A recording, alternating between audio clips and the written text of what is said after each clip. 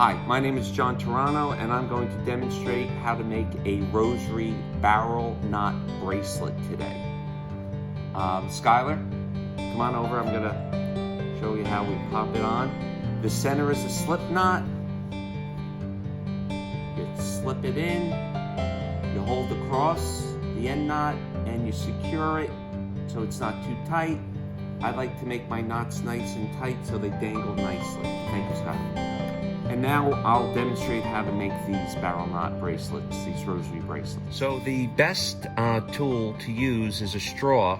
I cut it in half, and then I cut it in half again, and you have 4 to work with. You could buy these fancy rosary making bracelets on Amazon.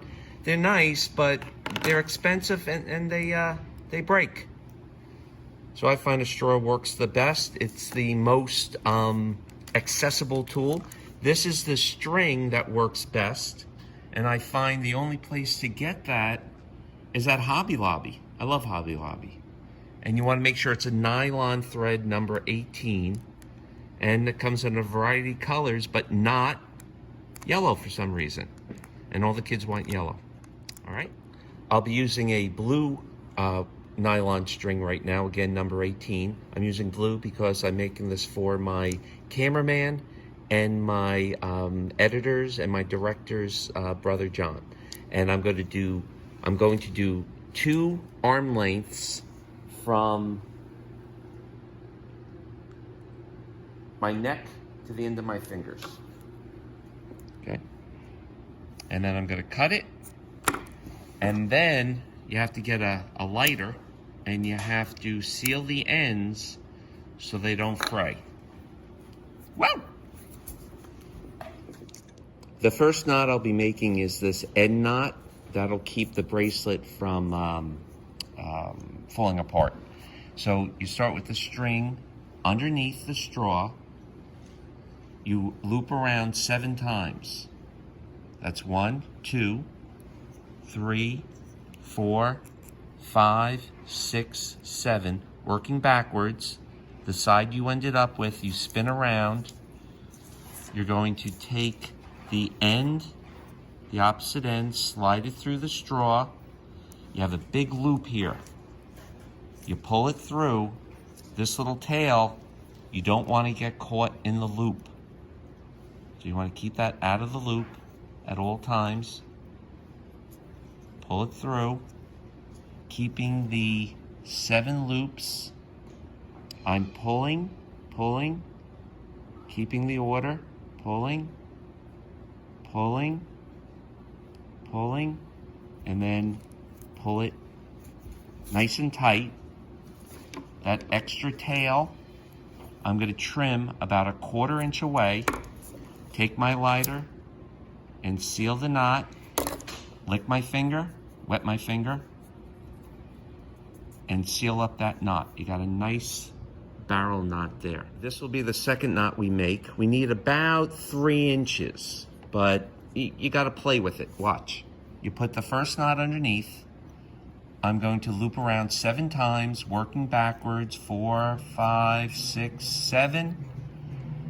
The side I ended up with, I'm going to feed the other end through, pulling it, that little tail knot. I don't want to get caught up in the loop. I'm going to push it through, and keeping the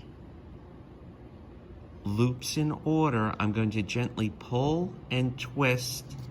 Keep it in order, pull and twist, and I have about a good, 3 fingers. That's more than enough. This is the knot I'll be making next. You can see the space is very close, and it's challenging to get it to be that close. So I'm going to have to do 9 more of these to create the 10 knots necessary to say a decade of the rosary. And here's how you do it. You're going to keep that knot underneath. You're going to make those same 7 loops. 4, 5, 6, 7. And you can see the old knot is inside the new knot. And you want it that way. I'm going to feed the string through the back of the straw, the side I ended up with. Again, I do not want to catch the tail in the loop, pushing it through to keep that tight spacing, because you want a nice tight bracelet.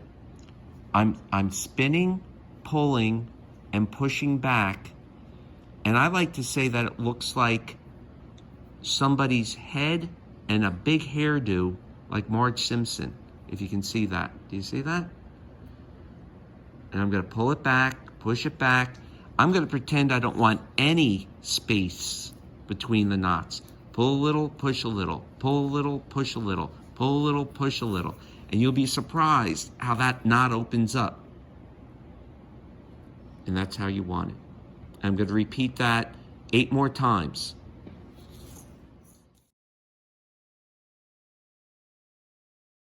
1, 2, 3, 4, 5, 6, 7, 8, 9. This is the 10th one. Same as the others. 2, 3, 4, 5, 6, 7. Flip around. The side I ended up with, I'm sliding the other end of the string through. Careful not to get my bracelet caught in the loop. Pushing it through. Whoop. And creating that knot within a knot, or knot over a knot.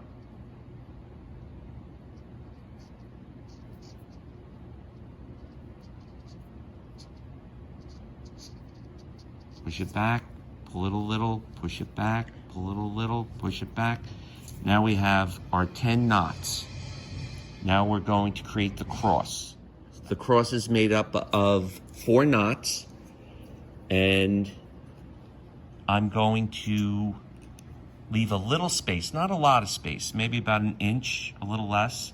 1, 2, 3, 4, 5. The head of the cross is made up of 5 loops. I come around, careful not to get caught up in that loop. Pushing it through. And here we want about an inch or so of space, keeping the knot in order, and that is the head of the cross. So now I have that inch between the 10 knots and the head of the cross. The bottom of the cross, I like to make it with 8 loops. 1, 2, 3, 4, 5, 6, 7, 8. You can see that the head of the cross is actually inside the body of the cross right now. And I'm going to pull it through, and here you want the least amount of space between the head and the body as possible. It's a little challenging the more loops you have. Gentle, gentle twist, push back, gentle push back, right up against the head of the cross. I'm giving a little bit of pull and a lot of push. Little bit of pull, a lot of push. And I just want a little bit of space between the head of the cross and the body of the cross. Now I'm going to cut it about a 1/4 inch away and seal up that frayed end.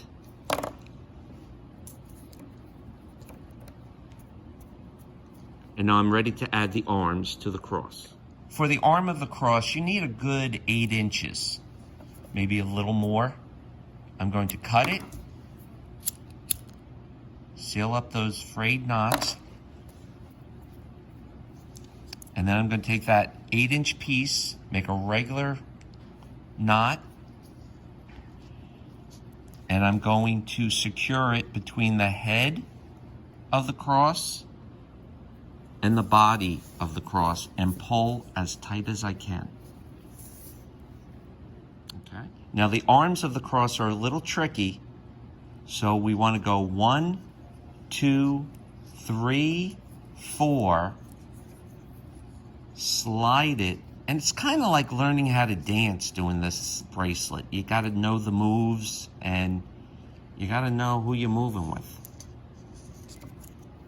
So when you pull this, you want it right up against the body and the head of the cross, pushing it back. And if you don't have, you can't have long fingernails with this either. So there's one arm of the cross.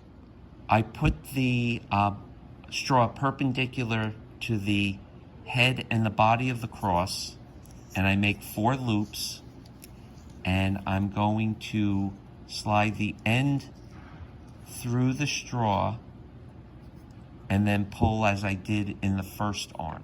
Okay, now I'm going to finalize the cross by trimming about 1/4 from the knot and then sealing up the frayed end with a flame. You want to wet your finger before you touch the end, because you do not want to burn yourself. So now I'm ready to add the slip knot.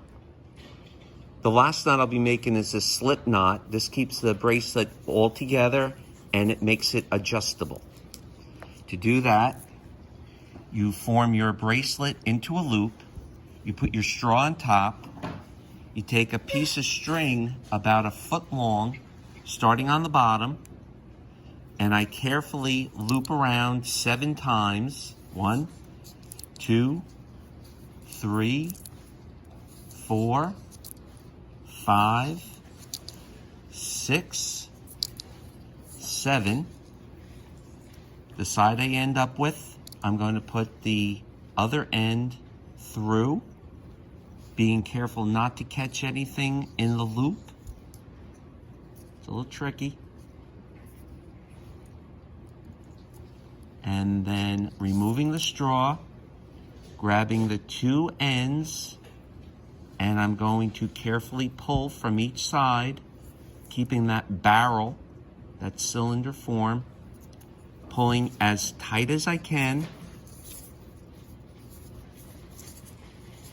And sometimes I even use a little pair of pliers to really get it tight. All right, and now I'm going to end it by trimming about 1/4 inch from that last knot I made on each side, 1/4 inch,